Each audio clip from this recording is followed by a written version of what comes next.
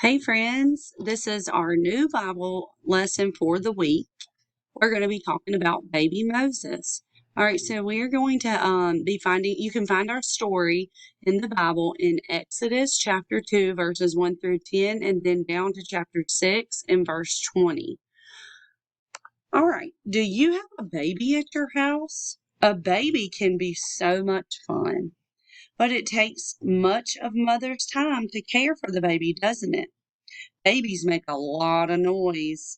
Does a baby get quiet when you say shh? Sometimes, but not all the time. There was an Israelite family who needed to keep their baby quiet. Why? Because there was a bad man named Pharaoh. He was the king of Egypt, and he had made a very evil decision. He made a mean and evil rule that any Israeli baby boys had to be taken away forever. He wanted them to be taken away from their families. That's not very nice. And so there was a special Israeli family who had just had a brand new baby boy.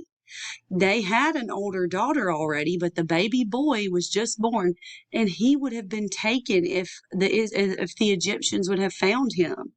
And so this was very scary for this family. All right, guys, we're going to pick up with the rest of that story tomorrow.